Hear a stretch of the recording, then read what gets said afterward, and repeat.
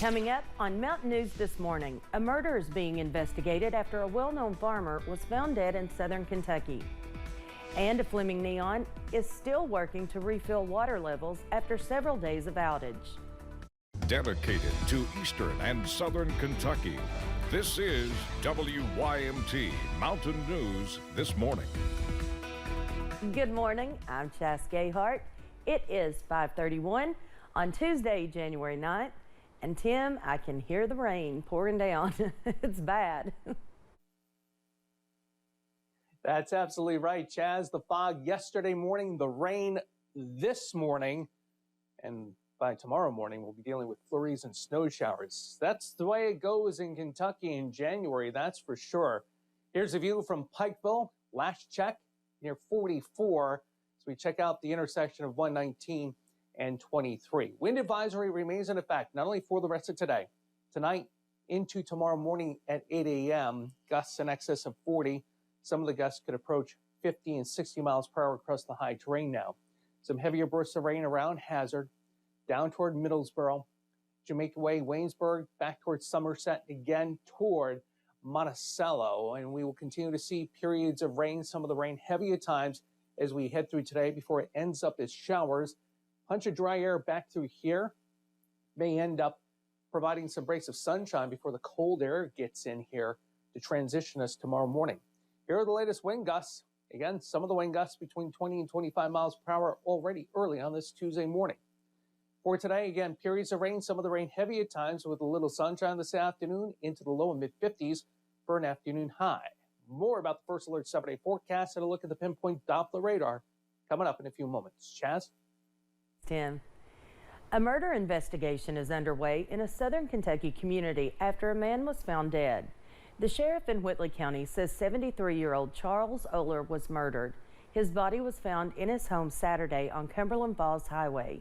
Few details on the investigation are known, but as WYMT's Phil Pendleton discovered, the victim was very well respected in his neighborhood and in the local farming community.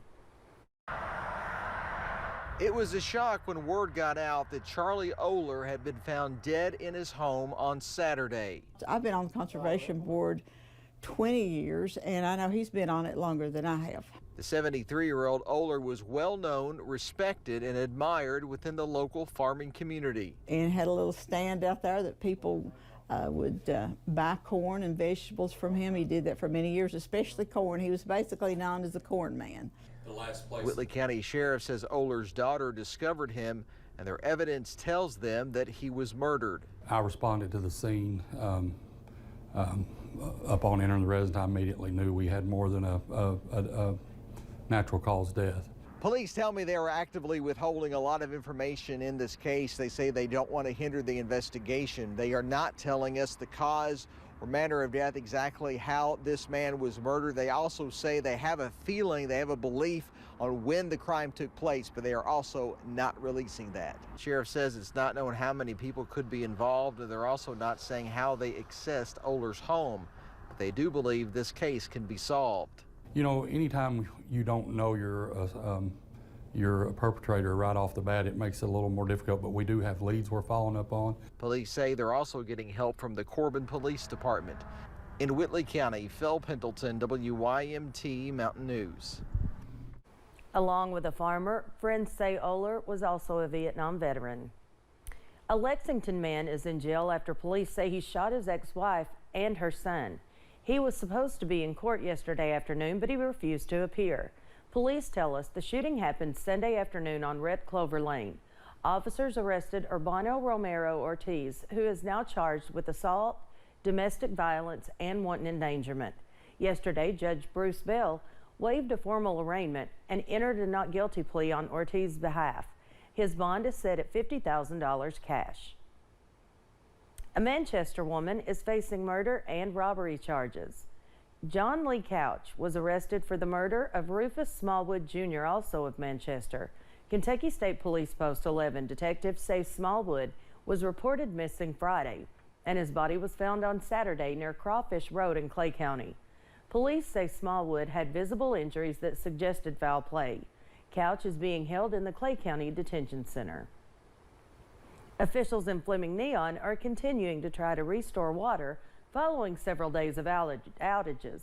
People have been without water for several days. Outages began due to the low levels in the tank because of a dry fall and summer. With the help of fire departments across the county, they were able to haul water into the well. Mayor Rick Burke says they'll be able to use them to pump into their treatment plant.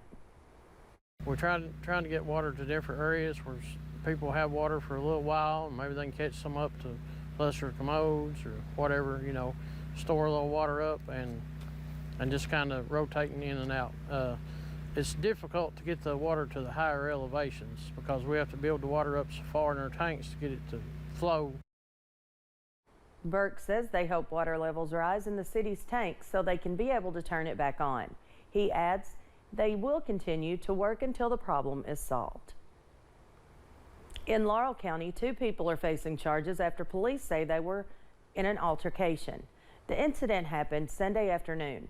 Deputies with the sheriff's office were dispatched to Finley Trailer Park Road following a complaint. Following an investigation, 61-year-old William Sweet of Florida and 35-year-old Michelle Allen of Indiana were taken into custody. Both Sweet and Allen were taken to the Laurel County Detention Center. We're learning new details in a high-speed multi-county chase. Bradley Kimbrell is being held in the Rockcastle County Detention Center on several charges. Investigators say Kimbrell sped off, led police on a chase throughout Rockcastle, Laurel, and Madison counties. State police say as Kimbrell slowed down, he nearly hit a home. Then investigators state Kimbrell ran from the truck through a wooded area where he was caught. Kentuckians with a bench warrant have a chance to get their court date rescheduled instead of being arrested. The ACLU of Kentucky has announced their second round of amnesty documents. Most offenders with bench warrants get them after failing to appear in court, which is why the ACLU of Kentucky put together this opportunity. For amnesty, a person with an existing bench warrant can ask that their case be placed on the docket and their bench warrant set aside.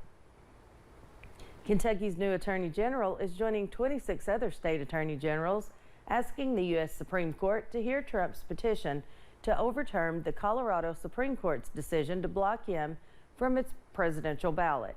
In a statement, officials with Coleman's office says presidential elections are national contests, and throwing a candidate off Colorado's ballot would dilute Kentuckians' votes at the ballot box. In a release, Coleman said, quote, "In this country, the people elect our leaders. That's what it means to live in a democracy. One state's judges have no right to decide a presidential election for all 330 million Americans. This isn't a question of Republican or Democrat. It's a question of letting the voters decide," end quote. Kentucky's primary is slated for May 21st. And Kentucky lawmakers were back in Frankfort yesterday to continue their own legislative session. More than 200 bills were filed in the first few days. The House has presented acts related to the emergency medical preparedness in schools, death in the line of duty benefits, and blood donations, while the Senate has focused on parole for violent offenders and an act that would require ranked choice voting. The session wraps up in April. Starting today, Kentucky's community action agencies will accept applications for the Low-Income Home Energy Assistance Program. LIHEAP assists households facing heating crises, and the program is served to those on the first-come, first-served basis. The Kentucky CAAs will accept applications until March 31st. To apply, you can call your local action agency office or 800-456-3452. The Education Department, along with the search firm reached out to get public input on the next commissioner.